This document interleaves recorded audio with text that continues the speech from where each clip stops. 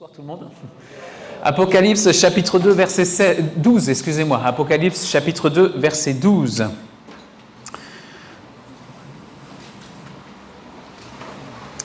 Il est écrit, donc nous nous intéressons à l'église de Pergame, et voici ce que nous dit ce fameux texte. Il dit ceci: écrit à l'ange de l'église de Pergame, voici ce que dit celui qui a l'épée aiguë à deux tranchants. Je sais où tu demeures, je sais que là est le trône de Satan. Tu retiens mon nom, tu n'as pas renié ma foi, même au jour d'Antipas, mon témoin fidèle, qui a été mis à mort chez vous, là où Satan a sa demeure. Mais j'ai quelque chose contre toi, c'est que tu as là des gens attachés à la doctrine de Balaam, qui enseignait à Balak à mettre une pierre d'achoppement devant les fils d'Israël pour qu'ils mangent des viandes sacrifiées aux idoles et qu'ils se livrent à la débauche. De même, toi aussi, tu as des gens attachés pareillement à la doctrine des Nicolaïtes. Repens-toi donc, sinon je viendrai à toi bientôt et je les combattrai avec l'épée de ma bouche. Que celui qui a des oreilles entende ce que l'Esprit dit aux églises. À celui qui vaincra, je donnerai de la manne cachée et je lui donnerai un caillou blanc. Et sur ce caillou est écrit un nom nouveau que personne ne connaît, si ce n'est celui qui le reçoit. Amen. Voilà, donc l'église de Pergame, on va, s'il te plaît, aller à la 36e diapo. Voilà, église de Pergame, et on va passer, alors, juste après, s'il te plaît, on va avoir un tableau, peut-être pour vous faire un petit récapitulatif de ce que nous avons vu jusqu'à ce soir, donc c'est la 37e. Et dans ce tableau, vous allez avoir des colonnes et on va découvrir qu'il y a différentes églises. Donc on s'est intéressé depuis quelques jeudis soirs à l'église d'Éphèse, on s'est intéressé à l'église de Smyrne et on s'est intéressé à l'église de Pergame. Éphèse, on considère, si on prend un petit peu la chronologie historique, on considère que c'est l'église du 1er siècle, environ de la mort de Jésus-Christ, ou plutôt on estime que, alors pour certains, l'église elle est née le jour de la Pentecôte, pour d'autres, l'église elle est née lorsque Christ a donné sa vie sur la croix du Calvaire. En tout cas, église du 1er siècle, et puis jusqu'à environ l'an 100, donc jusqu'à la mort de l'apôtre Jean, d'accord ? On avait dit que lorsque l'apôtre Jean a témoigné, lorsqu'il écrit l'Apocalypse, c'est le seul témoin oculaire qui donc a vu Jésus, qui a entendu Jésus. Témoin dans le sens que c'était le seul qui avait cette proximité avec Jésus, parce que les autres n'avaient pas la proximité que Jean avait. Il y en avait 12 qui ont eu une excellente proximité avec Jésus, qui étaient proches et qui ont marché avec lui pendant 3 ans et demi. C'était les 12 apôtres. Judas, à un moment donné, a laissé tomber. Il s'est révolté, il a péché, mais donc il y en avait plus qu'11. Puis on sait qu'il y a l'apôtre Paul qui arrivera par la suite, mais qui n'a pas vécu avec Jésus sur terre, mais qui pourra dire « je suis le moindre des apôtres » et il se considérait comme apôtre. Mais en tout cas, au niveau du le Judas, donc au niveau de l'apôtre Jean, eh bien, il fait partie de ces 12 et il a persévéré jusqu'au bout. Okay ? Et là, jusqu'au bout, eh bien, il va témoigner de l'amour du Seigneur et dans le livre de l'Apocalypse, il est le dernier témoin oculaire à avoir vécu auprès de Jésus, à avoir été à son contact. Et ce qui est formidable, c'est qu'il nous apporte cette révélation vraiment à la fin de sa vie, quelques années avant sa mort. Et pour nous, c'est quelque chose de fort. Donc, on a l'église d'Éphèse, 31 à 100 après Jésus-Christ. Ensuite, c'est la diapo qu'après, ça ne veut pas donner. Ah, c'est formidable. On a l'église de Smyrne. On avait dit, l'église de Smyrne, on l'avait intitulée l'église qui est fidèle malgré la souffrance. On estime, après, donc on estime que c'est l'église qui arrive après la première, l'église primitive. Elle souffre, elle est persécutée, l'église, jusqu'en 323, puisqu'en 323, il y a ce qu'on appelle l'édit de Milan. Et c'est à ce moment-là que va basculer l'Église dans un état de paix, puisque ça va devenir un petit peu sous l'Empire romain, sous Constantin, ça va devenir, on va dire, la religion d'État. Voilà, on a imposé aux gens d'être chrétiens. Okay ? Et puis ensuite, au fur et à mesure, Pergame, et c'est celle qu'on va découvrir pour ce soir, Et Pergame, on estime 323 jusqu'à 538. On terminera un petit peu avec ces dates si on a le temps. Quoique ce n'est pas, à mon avis, le plus important. Le plus important, c'est vraiment le texte biblique et ce que l'on peut en retirer pour nous-mêmes. Hein, d'accord ? L'idée, ce n'est pas qu'on en retire des choses intellectuelles et puis ça n'a rien changé à nos vies. Si c'est ça, ben on a raté le coup, quoi. Hein, c'est pas la peine. Voilà. Donc, en tout cas, c'est ce que dit ce tableau. Ça a l'air, je pense, juste, jusqu'à ce que Justinien donne des pouvoirs politiques à la papauté. Et Pergame, on estime que l'Église va commencer à être celle qui est maîtresse de la société. Elle gère même les affaires politiques. Et là, ça va se corser. D'accord ? On y arrivera dans quelques instants si nous avons le temps. On va passer à la prochaine diapo. Donc, Pergame, c'est la cité des rois et des dieux. D'accord ? Alors, Dieu avec un petit D majuscule, hein, des dieux. La cité des rois et des dieux. Au centre de l'écran, vous avez ce qu'on appelle l'autel de Zeus. L'autel de Zeus, il n'a pas l'air comme ça parce que c'est une maquette, mais il est énorme. D'accord ? J'ai trouvé les mesures, donc si tu peux un petit peu avancer aussi, voilà, hop, et encore s'il te plaît, voilà. Donc l'autel de Zeus, là vous avez l'autel, il se trouve actuellement dans un musée à Berlin. Cet autel, vous voyez, des gens, ce ne sont pas des petites silhouettes, dans le sens, ce ne sont pas des personnages qui auraient été incrustés sur l'image. Hein. C'est vraiment de vraies personnes qui sont en train de se promener sur l'autel de Zeus. Donc c'est faramineux, c'est énorme cet autel. Et donc j'ai trouvé qu'il faisait 42 mètres de long, sur 40 mètres de large, 13 mètres de haut, et il était consacré à Zeus. D'accord ? Donc, on va revenir aux deux autres précédentes. Voilà. Donc maintenant, vous le revoyez, au centre, photo du centre, c'est l'autel de Zeus.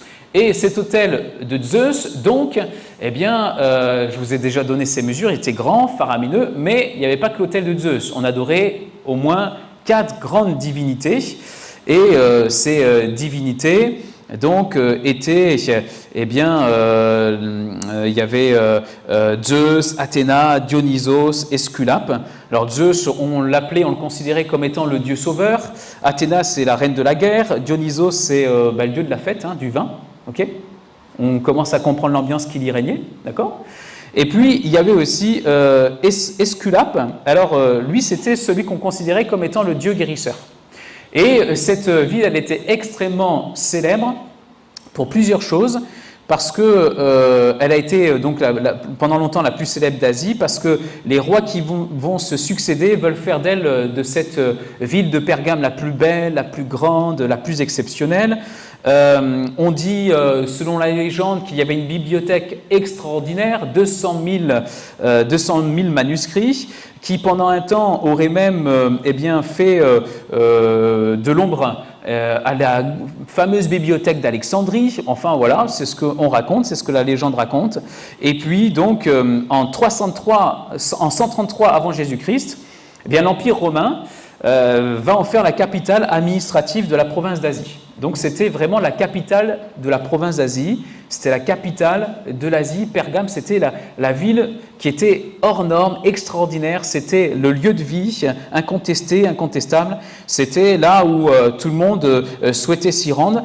Grande renommée, je vous l'ai dit, avec ses grands temples, et puis aussi donc un grand centre thermal consacré à Esculape qui a été comparé, donc ce centre thermal aujourd'hui, c'était aussi un centre religieux, centre thermal comparé à Lourdes. On dit, vous avez tous entendu parler de Lourdes, voilà, il y avait une telle renommée, c'était une renommée qui était, on va dire, internationale. Les gens allaient pour les cures, mais aussi pour adorer.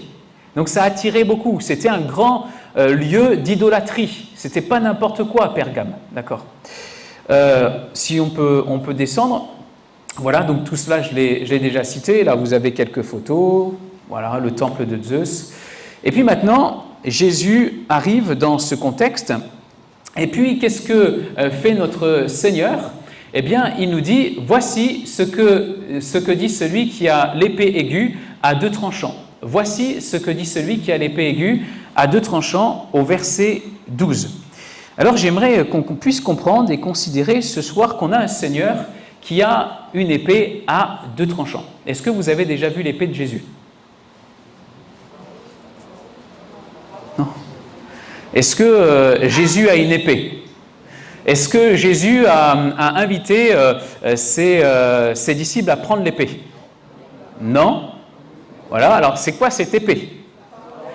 Bah oui, vous avez raison, c'est la parole. Ok. Et on sait très bien que dans Hébreux chapitre 4 au verset 12, il est écrit « Car la parole de Dieu est vivante et efficace, elle est plus tranchante qu'une épée quelconque à deux tranchants, pénétrante jusqu'à partager âme et esprit, jointure et moelle, elle juge les sentiments et les pensées du cœur. » Donc Hébreux chapitre 4 verset 12, cette épée, c'est la parole de Dieu.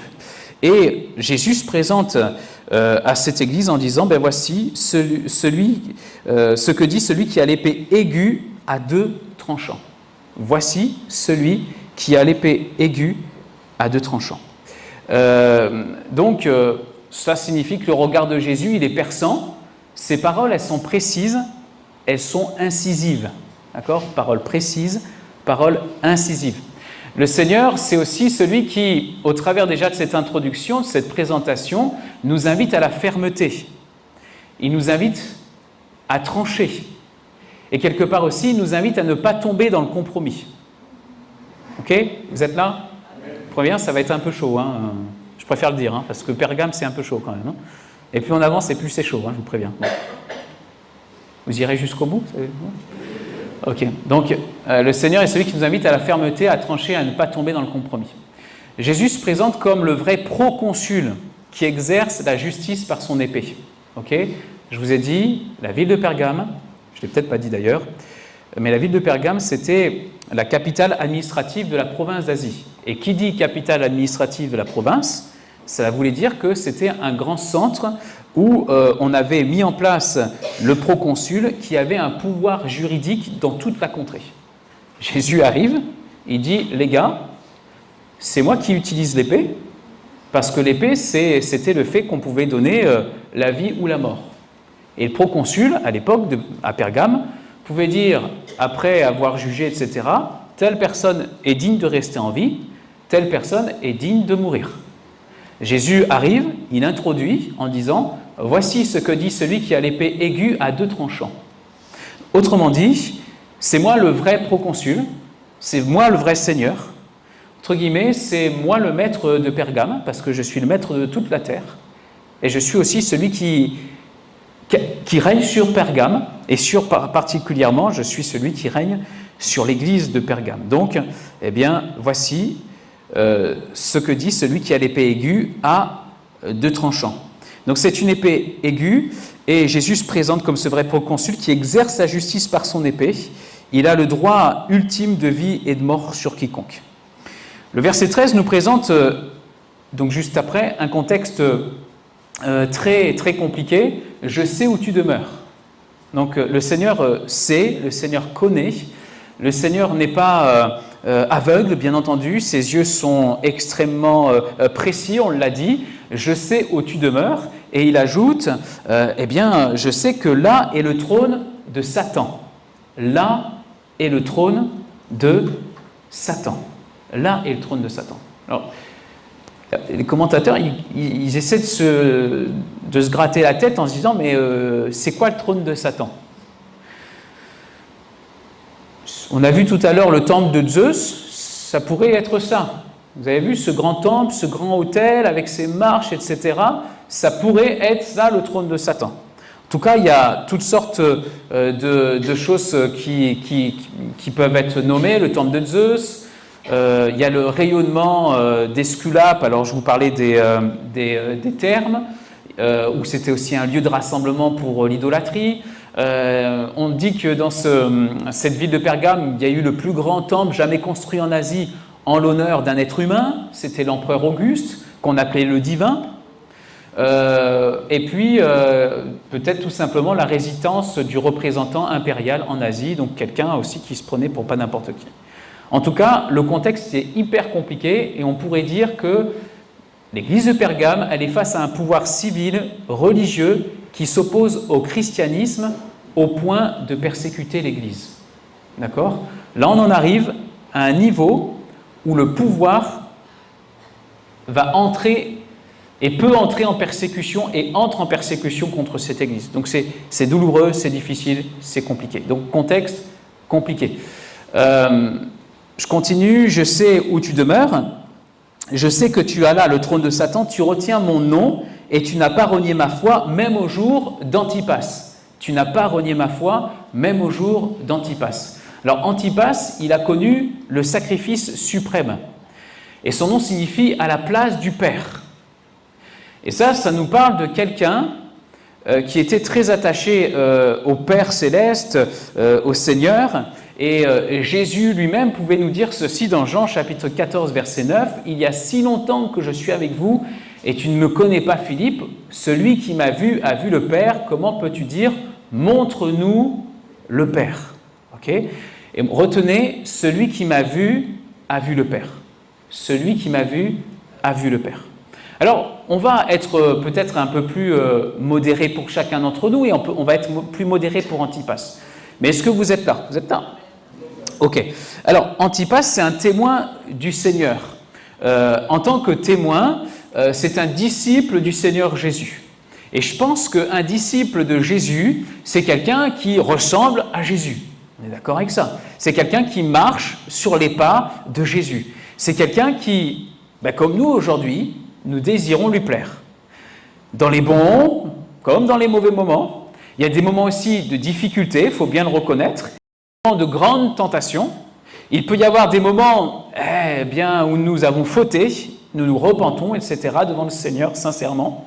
Mais en tout cas, c'est quelqu'un, un disciple qui marche selon les voies du Seigneur, selon l'exemple de Jésus. Et si Jésus pouvait dire « celui qui m'a vu a vu le Père », nous savons que l'Église du Seigneur, elle est appelée à être lumière dans les ténèbres et à rayonner de l'amour de Dieu autour d'elle. Et chaque membre, chaque disciple que nous sommes appelés à être ces témoins autour de nous du Seigneur. Okay. Donc, moi, je me suis parfois fait la réflexion dans certains contextes assez difficiles, compliqués. Et pour ma part, donc il y a quelques années, j'étais dans le milieu du spectacle et je me souviens que mon témoignage, simplement le fait d'être chrétien, dérangeait. Ça dérangeait. Point que le Seigneur m'a sorti de ce contexte-là, du contexte du spectacle, parce que c'était, en tant que chrétien, moi, je ne pouvais pas y rester. Ça, c'est mon témoignage personnel. Aujourd'hui, je sais très bien que de plus en plus, les choses sont en train d'évoluer et bien entendu, il y a de plus en plus de films chrétiens, des tournages chrétiens, il y a des équipes qui se forment pour témoigner du Seigneur au travers de toutes sortes de médias, etc. Et je n'y vois aucun inconvénient. Au contraire, c'est excellent la communication. Il faut aujourd'hui être aussi à ce poste-là. Mais de mon temps, il y a 20 ans au moins, c'était compliqué. En tout cas, en tant que chrétien tout seul dans le milieu du spectacle, c'était compliqué. Et donc, je me souviens que mon témoignage, qui certainement dérangeait les ténèbres, c'était compliqué de pouvoir le manifester. Et puis, il y avait aussi une vraie opposition qui était perceptible, qui était présente, qui était réelle. Donc, je pense que tout disciple du Seigneur, il est à la place du Père, ou autrement dit, il rayonne de l'amour du Père. Et pour Antipas, à ce moment-là, il va y avoir un temps de persécution, et par son nom, il témoigne de son identification avec Jésus dans la mort. Je continue donc toujours sur ce contexte très compliqué. Je sais où tu demeures. Antipas, il a connu le sacrifice suprême, et je le disais, son nom signifie à la place du Père. Et au verset 13, toujours, tu retiens mon nom, tu n'as pas renié ma foi, même au jour d'Antipas, mon témoin fidèle qui a été mis à mort chez vous, là où Satan a sa demeure.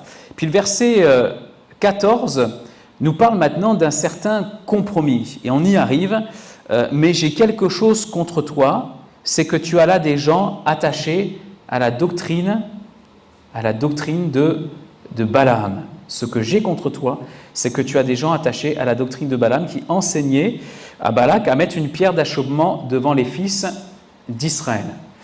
Alors, on va parler de compromis ce soir, et on va voir qu'au travers de ces références que Jésus lui-même fait par rapport à Balaam, on va voir que le Seigneur est vraiment en train de nous expliquer ce qu'il dit par rapport au compromis et ce qu'il voit par rapport au compromis. Pour lui, qu'est-ce que c'est?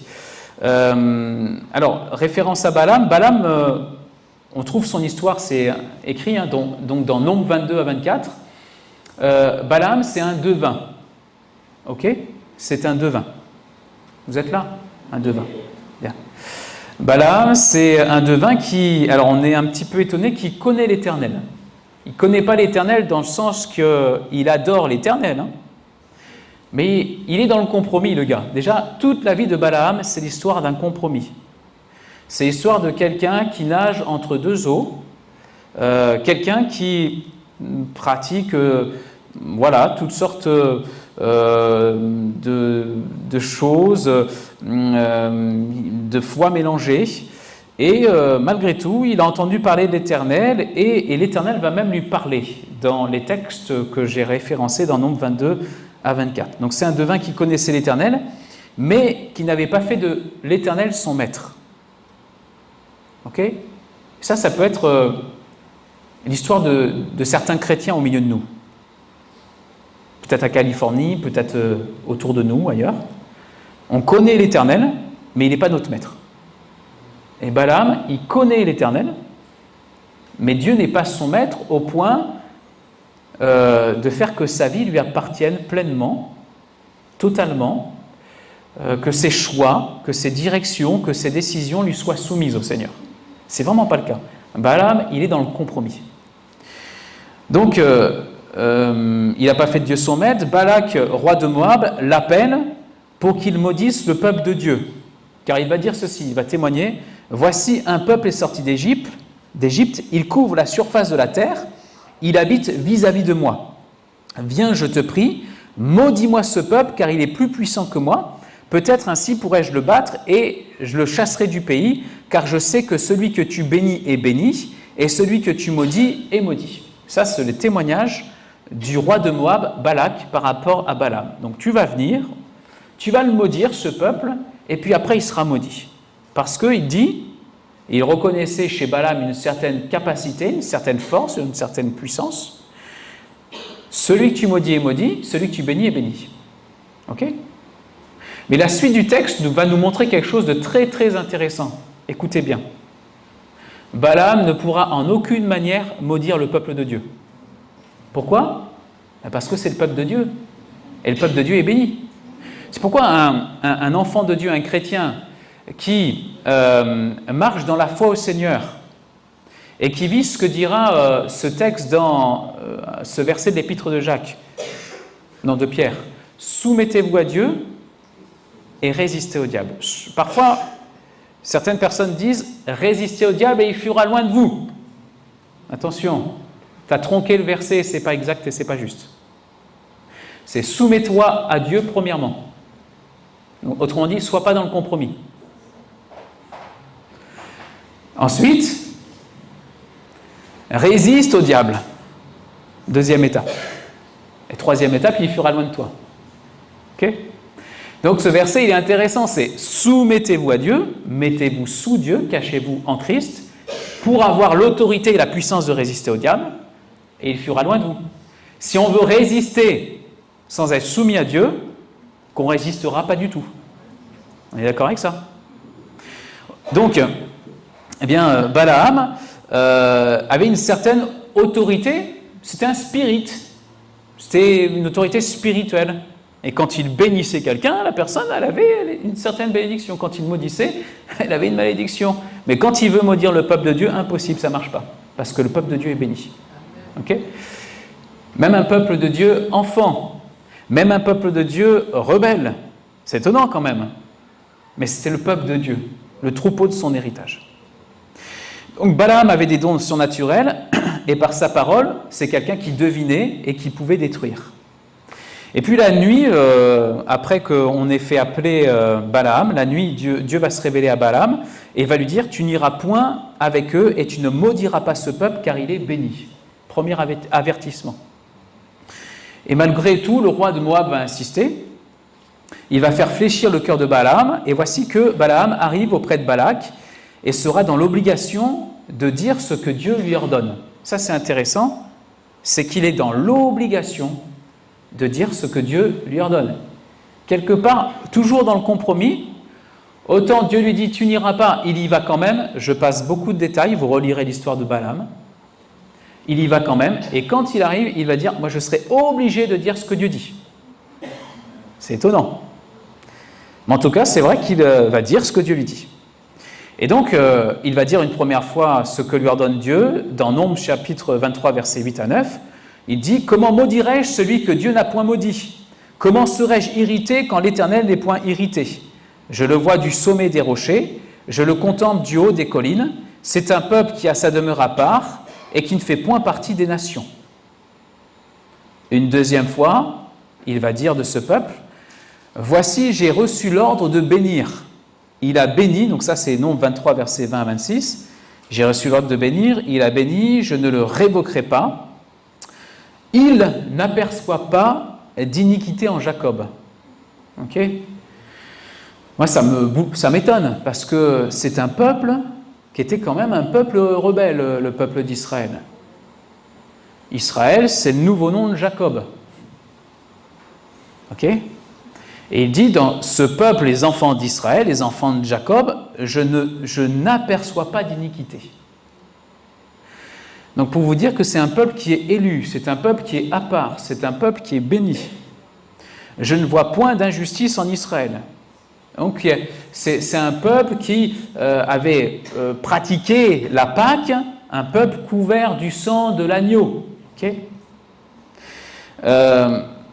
L'Éternel, son Dieu, est avec lui, il est son roi, l'objet de son allégresse. Dieu les a fait sortir d'Égypte, il est pour eux comme la vigueur du buffle. L'enchantement ne peut rien contre Jacob, ni la divination contre Israël. Ok ? Au temps marqué, il sera dit à Jacob et à Israël, quelle est l'œuvre de Dieu ? C'est un peuple qui se lève comme une lionne, qui se dresse comme un lion, il ne se couche pas jusqu'à ce qu'il ait dévoré sa proie, qu'il ait bu le sang des blessés. Balak dit à Balaam, ne le maudis pas, mais du moins ne le bénis pas. Balaam répondit et dit à Balak, ne t'ai-je pas parlé ainsi ? Je ferai tout ce que l'Éternel dira. Donc Balaam est obligé de bénir ce peuple du Seigneur, même si on le pousse à le maudire, il ne peut pas faire autrement que de prononcer, il capte une réalité spirituelle, même si cet homme-là est dans le compromis, il capte quelque chose et il se sent obligé de la part de Dieu de le dire, de le proclamer. Troisième fois, donc je vais passer parce qu'à plusieurs fois il va bénir. Quelles sont belles tes tentes, ô Jacob, tes demeures, ô Israël. Une quatrième fois, donc dans Nombres 24, il continue à bénir ce peuple. Et il va dire ceci, Nombres 24, verset 17, « Je le vois, mais non maintenant, je le contemple, mais non de près, un astre sort de Jacob. » Et ça, c'est étonnant, parce que Balaam, d'après ce verset que je suis en train de vous lire, il est en train de prophétiser le Messie. Moi, c'est ce que je comprends. Hein. Écoutez ça, « Je le contemple, mais non de près. » Donc, dans la lignée du temps, il se sent loin, il sent que va arriver des centaines d'années après lui, des siècles après lui, quelqu'un d'extraordinaire. Il dit, eh bien, je le contemple, mais non de près, un astre sort de Jacob. Donc, la postérité de la femme écrasera le serpent. Un astre sort de Jacob, un sceptre, donc un roi, s'élève d'Israël. Il perce les flancs de Moab, il abat tous les enfants de Seth, il se rend maître d'Édom, il se rend maître de Séhir, ses ennemis. Israël manifeste sa force, celui qui sort de Jacob règne en souverain. Alors la Bible nous montre qu'en effet, cet homme avait certaines révélations de la part de Dieu, mais qui ne se laissait pas conduire par le Seigneur, mais par son propre cœur, au point qu'un jour Balaam va chuter loin de Dieu et que Dieu va le juger. Et on trouve ça, alors je suis obligé de concentrer, de résumer, mais dans Nombres, chapitre 31, verset 8, et là Balaam va être tué par l'épée. Okay, ils tuèrent aussi par l'épée Balaam, fils de Béor. Okay, donc ça c'est Nombres 31, verset 8. Je Je suis en train de vous raconter ça parce que ça nous interpelle et on pourrait se dire, mais tiens, cet homme, Balaam, il avait quand même des révélations. Certains pourraient dire, mais c'est quand même un homme de Dieu. Pop, pop, pop, pop, pop. C'est un homme qui vit dans le compromis, qui vit dans le péché. C'est un homme qui ensuite va user de stratégie parce que puisque par la parole, il ne peut pas coincer le peuple d'Israël, ils vont user de stratégie avec le roi Balak pour faire chuter le peuple. Et on trouve cette histoire dans Nombre 25 au verset 1er, puisqu'il est écrit que le peuple va commencer à se livrer à la débauche avec les filles de Moab. Elles invitèrent le peuple au sacrifice de leur Dieu, et le peuple mangea et se prosterna devant leur Dieu, etc., etc. Et donc on voit qu'au travers d'un subterfuge, on va réussir quelque part à faire pécher ce peuple. Mais au niveau de la proclamation de la malédiction, ce n'était pas possible. Et je le répète, de la même manière, quelqu'un qui est soumis à Dieu aura cette autorité pour résister au diable, et le diable fuira loin de lui. Okay ? Alors maintenant, et c'est, je crois, la diapo suivante, on va se poser la question, mais en fin de compte, comment des membres peuvent-ils tomber dans le compromis ? Comment des gens dans l'Église, comment des chrétiens peuvent-ils tomber dans le compromis ? J'ai noté par le contexte. Ici, le contexte de l'Église de Pergame, c'est que c'est une Église qui évolue dans un milieu qui est immoral. Il y a beaucoup d'immoralité. Quand on parle de temple à l'époque, on parle de prostituées sacrées, d'accord ? Et on sait par exemple, alors c'est très très répandu sur tout le bassin méditerranéen à l'époque, chaque marin avait plusieurs dieux bien sûr, mais en fonction des dieux qu'il privilégiait, il allait dans le temple de son dieu, et puis dans le temple de son dieu, il y avait des prostituées qui étaient des prostituées sacrées et qui livraient leur corps au nom de ce dieu-là et qui faisaient commerce de leur corps dans le temple de ce dieu-là. Et on sait que partout c'était répandu, et donc Pergame, c'était le cas, un contexte corrompu, d'accord ? Et aujourd'hui, on peut dire quand même que le contexte, il est compliqué, il est difficile. Il est difficile dans le monde, il est difficile dans le pays. Jésus pouvait dire, la nuit vient où personne ne peut travailler, ça s'assombrit quand même, ça devient de plus en plus compliqué, de plus en plus difficile. Donc, un contexte qui peut faire que des membres peuvent tomber dans le compromis. Le fait d'oublier de veiller. Jésus rappelle, veillez, priez afin que vous ne tombiez pas en tentation. Matthieu, chapitre 14, verset 38, il y a une coquille, c'est Marc. Ok, la chair est faible, mais l'esprit est bien disposé. Et puis, ce qui peut se passer, c'est que les membres peuvent se contaminer les uns les autres. Quand quelqu'un commence à accepter le compromis, et c'est justement ce que va reprocher Jésus à l'église de Pergame, c'est que certains vivent dans le compromis, et que l'Église ne réagit pas. On va le voir dans quelques instants. Et donc, ce qui se passe, c'est qu'il y a une contamination. Avec le temps, il y a une contamination. Et j'ai trouvé la contamination, elle est venue de cette fausse doctrine des Nicolaïtes. Au verset 15, il est écrit « De même, toi aussi, tu as des gens attachés pareillement à la doctrine des Nicolaïtes. » Et j'ai trouvé cette référence, c'était des personnes qui enseignaient aux chrétiens qu'à cause du principe de liberté, ils pouvaient manger des viandes sacrifiées aux idoles et se permettre des actes immoraux comme faisaient les païens.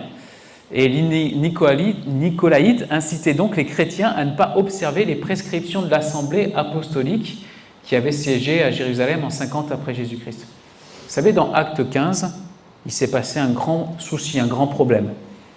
Je vous rappelle la chose, il y avait des Juifs qui n'avaient pas été envoyés par l'église de Jérusalem et qui demandaient à ce qu'on puisse en revenir aux préceptes de Moïse. Donc ils insistaient pour la circoncision, ils insistaient pour qu'on remette en place certaines lois de Moïse. Et l'apôtre Paul, lui, va s'élever contre ça en disant c'est pas possible, on ne va pas nous remettre sous le cadre de l'ancienne alliance. Et donc tout ça va beaucoup remuer les assemblées. Et donc on va faire un concile à Jérusalem en Actes chapitre 15. Et donc on en était arrivé à des choses très simples où on dira, eh bien, pour trouver la paix, pour trouver un terrain d'entente avec l'ensemble des sensibilités de l'Église. À l'époque, les sensibilités de l'Église, il y en avait au moins deux grandes. Il y avait la sensibilité des Juifs, puis il y avait la sensibilité de ceux qui s'étaient convertis à Christ, mais qui étaient d'origine païenne, ils n'étaient pas juifs. Alors, n'ayant pas la même histoire, le même contexte, eh bien, la Bible nous montre qu'on va beaucoup discuter, on va beaucoup échanger, on va beaucoup débattre. Et à un moment donné, Jacques, pasteur, évêque, surveillant de Jérusalem, appelez-le comme vous voulez, va dire on va convenir quand même de quelque chose ensemble, on va trouver quelque chose sur lequel tout le monde va pouvoir s'entendre. Et voici ce qu'il dira dans Actes 15, verset 28. « Il a paru bon au Saint-Esprit et à nous de ne vous imposer d'autre charge que ce qui est nécessaire, savoir de vous abstenir des viandes sacrifiées aux idoles, du sang, des animaux étouffés et de la débauche, choses contre lesquelles vous vous trouverez bien de vous tenir en garde. » Okay ? Donc voilà ce que le terrain d'entente que l'on va trouver pour garder cette Église fédérée entre ces deux sensibilités. Voilà, donc d'un côté, abstenez-vous des viandes sacrifiées aux idoles, abstenez-vous du sang. Derrière tout cela, il faut comprendre, il y avait des pratiques magiques. Okay ? Abstenez-vous des animaux étouffés, abstenez-vous de la débauche. Alors la débauche qui pouvait être détachée des préceptes de magie, de l'adoration des idoles, mais qui pouvait être aussi, comme je vous l'ai dit tout à l'heure, lié. La débauche et l'adoration des idoles, c'était parfois quelque chose de très très lié. Voilà, et de la débauche, choses contre lesquelles vous vous trouverez bien de vous tenir en garde. Maintenant, donc, on a les Nicolaïtes qui parlent de liberté. Et je pense qu'un des compromis que nous pouvons... une des portes ouvertes au compromis, c'est justement sur la question de la liberté qui est mal enseignée. C'est quoi la liberté en Christ ? Ok ? Vous êtes là ? La liberté en Christ. Bien. Autant moi je suis pour la liberté en Christ, franchement. Je suis pour le fait que chaque génération puisse trouver sa propre relation personnelle avec Dieu. Et quand chaque génération trouve sa propre relation personnelle avec Dieu, cette génération va garder les bons fondements, la parole de Dieu, la vie de l'esprit, mais la forme peut changer. Je choque personne en disant ça ? Parfois, certains critiquent la forme en disant « mais ça c'est péché ». Mais non, c'est juste la forme qui change. Mais est-ce que la parole est prêchée ? Oui. Est-ce que la vie de l'esprit est là ? Oui. Est-ce que cette génération-là marche de façon à ne pas vivre dans la débauche ? Oui. Donc, c'est juste la forme qui change ? Oui. Ben, c'est normal parce qu'ils ont leur relation avec leur Dieu à eux. Quand vous regardez l'histoire des patriarches, Abraham, eh ben, c'est le pionnier. Il ne connaît rien du tout de l'Éternel, ou si peu. Genèse 12, il va partir sur une parole du Seigneur. Puis il va avoir un fils, Isaac. Isaac va faire de ce Dieu d'Abraham son Dieu à lui. Et puis d'ailleurs, Dieu le dira, je suis le Dieu d'Abraham. Et puis j'ai aussi établi une relation avec Isaac, je suis le Dieu d'Isaac. Puis plus tard, je suis le Dieu de Jacob, ou le Dieu d'Israël. Et on se rend compte que dans Genèse 32, il a fallu que Jacob se convertisse. Pourtant, il était fils de chrétiens, pas de chrétiens, mais enfin, de patriarches. Mais il se convertit que des chapitres plus tard. Et sa relation avec Dieu se met en place. Et puis plus tard, ce sera autour de Joseph, c'est très tôt chez lui. Mais plus tard, quand l'Éternel se révèle à Moïse, il répète « J'ai été le Dieu ou je suis le Dieu d'Abraham, de ton père, je suis le Dieu d'Isaac, je suis le Dieu d'Israël, puis je vais être aussi ton Dieu. » Et je crois qu'il est important de comprendre que chacun doit avoir cette relation personnelle avec Dieu et que parfois la forme va évoluer et c'est tout à fait logique et c'est tout à fait normal et l'Église doit accepter de rester, même s'il y a des sensibilités différentes, d'arriver à se fédérer pour trouver le terrain d'entente pour que l'Église puisse croître avec toutes les générations qui composent l'Église. Sinon, on a des fractures. Église de jeunes, église de moins jeunes, église de moins jeunes. Puis ensuite, quand l'église de jeunes vieillit, elle commence à devenir une église de moins jeunes qui va vouloir il va se passer que les églises des jeunes vont vouloir avoir leur propre église. C'est pas ça l'Église. L'Église, c'est l'Église de toutes les générations. Les générations arrivent à se fédérer, même si au niveau de la forme, parfois, c'est pas pareil, mais c'est pas grave. Il y a de la place pour tous dans l'Église.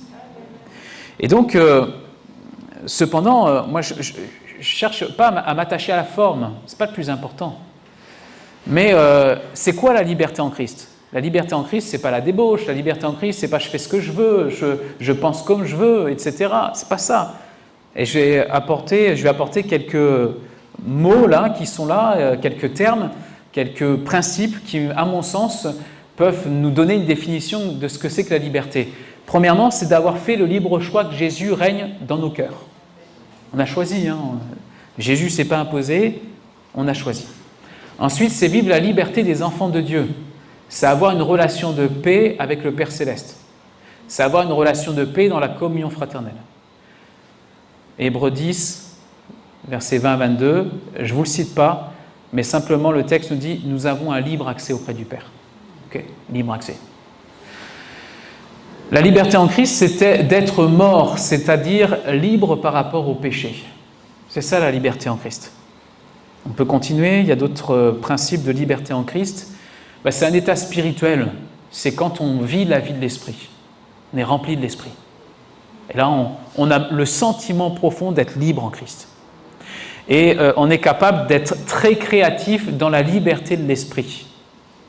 Et de faire des choses que normalement on n'aurait pas fait, mais on les fait parce que librement, et puis là c'est juste et ça tombe au bon moment et ça impacte et c'est la vie de l'esprit.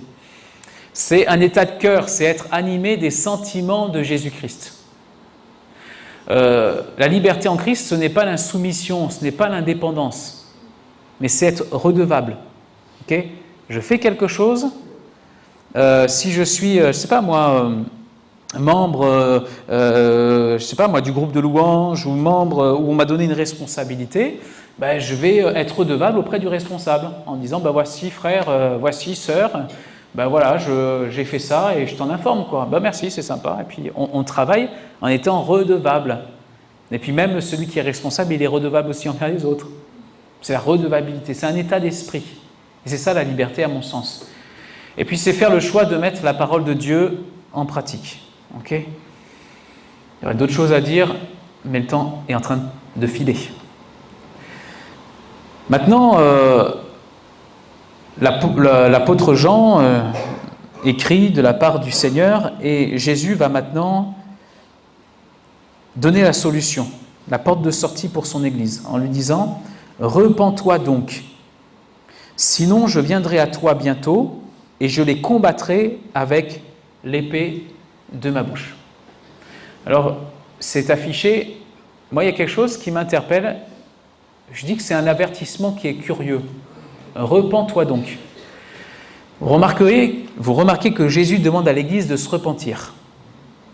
Pourtant, tout à l'heure, il lui a dit « Tu as été fidèle, même au jour d'Antipas, tu n'as pas renié mon nom. » Et à cette Église qui n'a pas renié, il lui dit « Repens-toi. » C'est l'Église fidèle qui est appelée à se repentir et ce sont les Nicolaïtes qui sont menacés. Si les Nicolaïtes prospèrent, c'est que l'Église les a ignorés.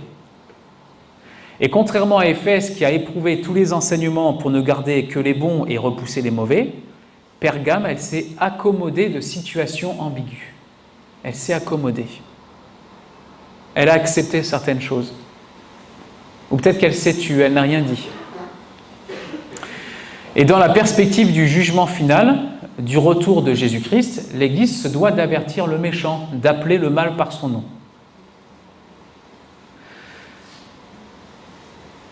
Pas facile, hein, les frères et sœurs, ça. Ok ? Si tu ne parles pas pour détourner le méchant de sa mauvaise voie, et pour lui sauver la vie, ce méchant mourra dans son iniquité. Alors, ce n'est pas son son, hein. C'est son sang te sera redemandé. Ton sang te sera redemandé. Alors, en ne dénonçant pas les Nicolaïtes, ici, le Seigneur, il est en train de dire que l'Église, elle tombe dans le même esprit de compromis. Pas facile, hein ? Ok.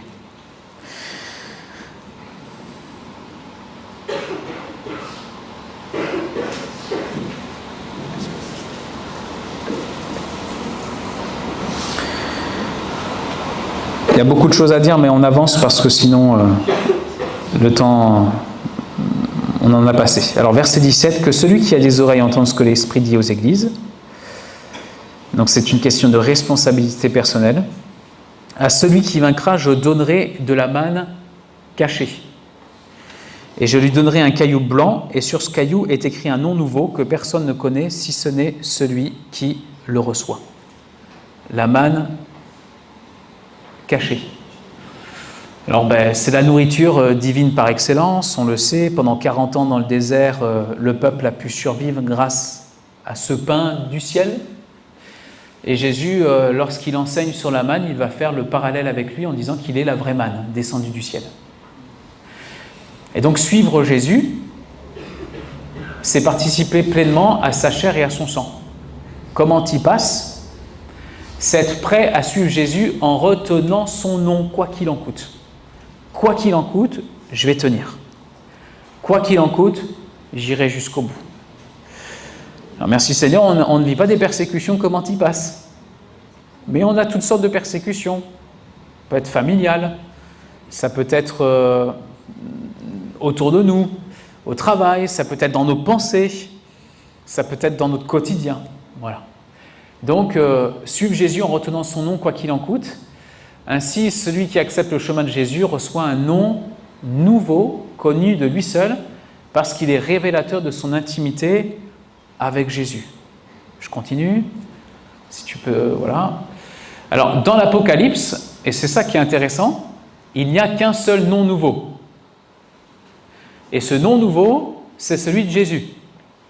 Et je vous ai dit, pour ma part, j'ai décidé d'interpréter la Bible par la Bible et l'Apocalypse par l'Apocalypse.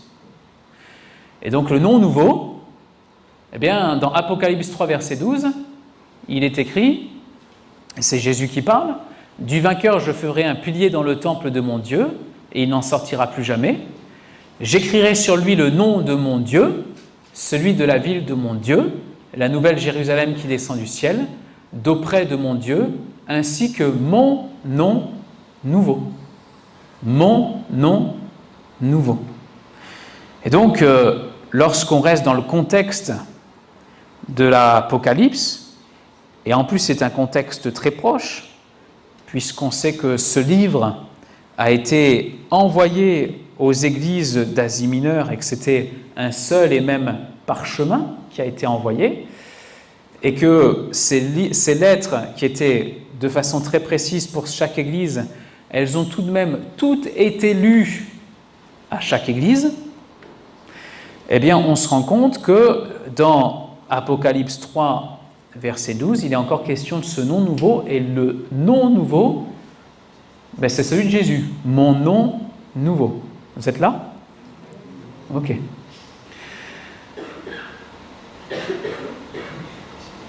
Le nom de Jésus, il est si profond, si puissant, que seul lui en connaît le véritable sens. Alors, ce qu'il faut comprendre, c'est que le nom de Jésus, on a toute une vie pour le connaître. La personne de Jésus, on a toute une vie pour la connaître. Et on a même l'éternité. et on n'en connaîtra jamais assez, même dans l'éternité. Tellement c'est un nom nouveau, un nom qui se renouvelle, un nom profond, un nom intense. Apocalypse 19, verset 11, « Je vis le ciel ouvert, et voici qu'un cheval blanc apparut. Celui qui le montait s'appelle... » Alors là, vous avez de ce nom nouveau une autre révélation, fidèle et véritable. Il juge et combat avec justice. Ses yeux étaient comme une flamme de feu. Il y avait de nombreuses couronnes sur sa tête. Il portait un nom écrit que personne d'autre que lui ne connaît. Seul lui a la connaissance profonde, parfaite de son nom. Il était habillé d'un vêtement trempé de sang. Son nom est la parole de Dieu. Et là, on a une autre précision sur ce nom nouveau. On continue, s'il te plaît. Alors, bien sûr, recevoir un nom nouveau en Orient, c'est souligner une relation entre l'identité profonde d'un individu et un événement capital de sa vie. Par exemple, Moïse, ça veut dire sortir des eaux ou sauver des eaux, parce qu'il y a eu ce moment capital dans sa vie. Abraham, son nom a été changé, ça signifie père d'une multitude selon la promesse. C'est celui qui a lutté avec Dieu, il s'appelait autrefois Jacob. Ainsi, pour chrétien, rien n'exprime mieux son identité que le nom de celui dont il partage l'intimité et la destinée. Jésus. Jésus. Nom nouveau. Vous êtes là ? Je termine, hein ? On termine là, ça y est. Toujours de mystérieux cadeaux, de mystérieuses récompenses que le Seigneur donne à celui qui vaincra. Je donnerai de la manne cachée, je lui donnerai un caillou blanc, et sur ce caillou est écrit un nom nouveau que personne ne connaît, si ce n'est celui qui le reçoit. Alors, un caillou blanc, selon un philosophe de l'époque, qui s'appelait Plutarque, un caillou blanc exprimait l'acquittement lors d'un jugement. C'est comme ça qu'on acquittait quelqu'un. Il y avait le caillou blanc, il y avait le caillou noir. C'était très clair. Caillou noir, c'est voilà, tu seras condamné. Caillou blanc, tu étais acquitté. Et Dieu justifie ceux que le monde condamne par le nom qui est au-dessus de tout nom. Donc Dieu nous a justifiés par ce nom nouveau, par ce nom qui est au-dessus de tout nom, ce nom qui est extraordinaire, qui est incommensurable, ce nom qui dépasse tous les autres noms. Et ce nom qu'on mettra toute une vie et une éternité à mieux connaître, à mieux comprendre, une relation avec Jésus dans son intimité qu'on découvrira de plus en plus. Je termine, application historique et fin. Donc je vous l'ai dit tout à l'heure avec le tableau, la lettre de Pergame, elle correspond à l'ère nouvelle inaugurée par le tournant de Constantin. Constantin, c'est quelqu'un qui était empereur et en 313, il a mis en place l'édit de Milan, et en 538, l'histoire raconte qu'il y a eu le décret de Justinien qui accordera au pape la plénitude du pouvoir politique dans l'Occident. Excusez-moi, c'est pas dur l'Occident, dans l'Occident. Alors, ce qui va se passer, c'est que l'Église va se politiser. C'est plus l'Église qui va être persécutée avec le temps. Mais si tu ne fais pas comme l'Église veut, c'est toi qui deviens persécuté. Okay ? Et c'est vraiment ce qui s'est passé. Il y a eu un basculement. Et la Bible appelle adultère les alliances de son peuple avec les États étrangers. On le trouve dans Ézéchiel chapitre 16, où il va y avoir toutes sortes de compromis avec l'Égypte, avec d'autres.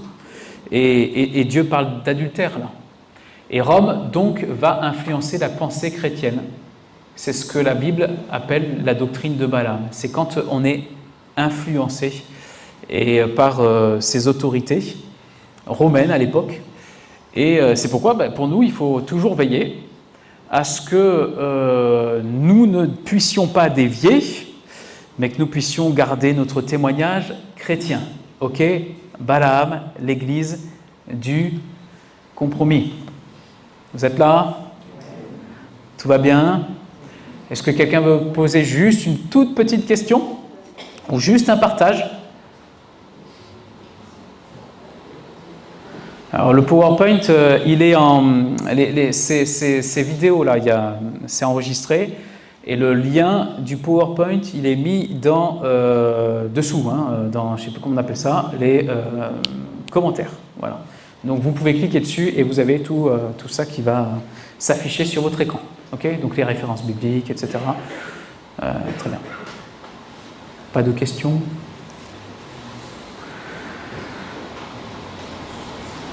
Bon, c'est moi qui pose une question. Et nous alors, au XXIe siècle, on en est où?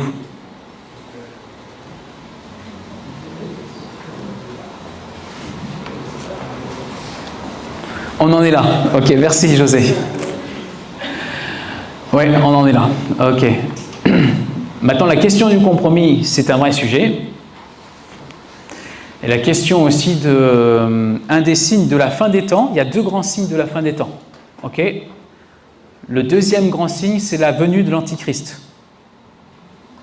Mais le premier grand signe, c'est ce qu'on appelle l'apostasie. Et l'apostasie, c'est le peuple de Dieu qui, normalement, devrait avoir cette foi vivante, qui dévie, à la fin des temps, dans autre chose que la foi véritable, qui abandonne la foi. Et ça, c'est un des grands signes que les épîtres annoncent en disant, voici un des grands signes de la fin des temps qui va permettre l'arrivée de l'Antichrist. Et je pense, personnellement, que nous y sommes. Aujourd'hui, nous voyons de plus en plus dans les églises, dans le monde entier, des pratiques, des doctrines qui pullulent et qui sont la preuve de l'apostasie, de la perte de la foi, de l'éloignement de ce qui est vrai, de ce qui est saint, de ce qui est droit. Et ça est un des grands signes fondamentaux qui nous démontre que bientôt l'Antichrist viendra et que nous devons nous tenir prêts parce que l'enlèvement n'est pas si loin que nous pouvons le penser. Okay ? Jésus peut revenir très très vite. Les signes nous interpellent en ce moment dans le Moyen-Orient. Si Dieu veut, on prendra le temps de partager là-dessus, mais l'horloge divine est en train de s'emballer en ce moment. Elle s'emballe. Je répète, elle s'emballe. Elle s'emballe vraiment. Je ne vais pas vous mettre la pétoche. Enfin, normalement, vous devez vous tenir prêt, donc ça va. Normalement, vous êtes très content. Mais ça s'emballe, Jésus revient. Hein, ok ? Et le XXe siècle a été l'emballement de l'horloge divine. Personne ne pensait qu'il y aurait un État d'Israël. Il y est depuis 60 ans maintenant, 70 ans. Personne ne pensait que Jérusalem deviendrait la capitale d'Israël. Toutes les prophéties, pratiquement toutes les prophéties qui annonçaient eh bien, ces choses ont été accomplies. Toutes les prophéties de la fin des temps sont pratiquement toutes accomplies. Ce qui manque maintenant, c'est ce que je suis en train de vous dire. Il manque deux signes. Enfin, le premier, on y est, l'apostasie. L'apostasie. Et il suffit simplement d'ouvrir son téléphone portable pour voir l'apostasie.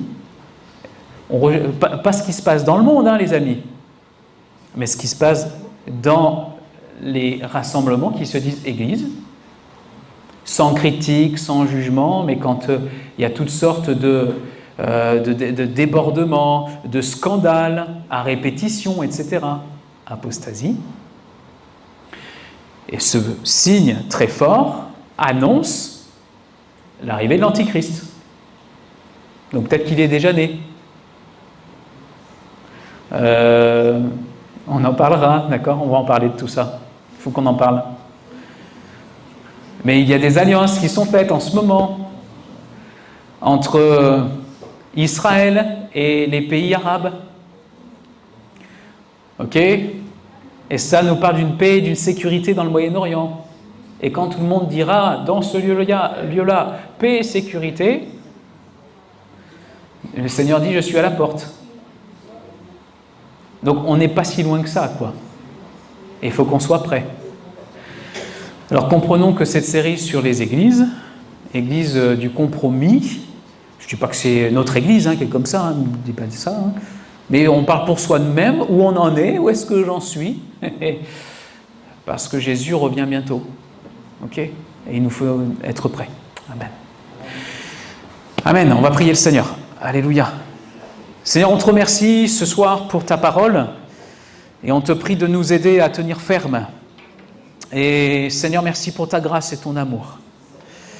Parce que tu nous aimes d'un amour si profond, si extraordinaire, cela nous étonne et nous bouleverse. Et je prie que, Seigneur, à chaque jour, qu'on puisse dire aujourd'hui, on réalise qu'on est sauvés, que nous sommes tes enfants, et que nous puissions avoir cette faculté intérieure de faire le point avec nous-mêmes. Où est-ce que j'en suis dans la foi? Et Seigneur, nous prions pour l'œuvre de l'Esprit en nous, qu'il nous éclaire. Viens nous éclairer, Seigneur. Viens nous permettre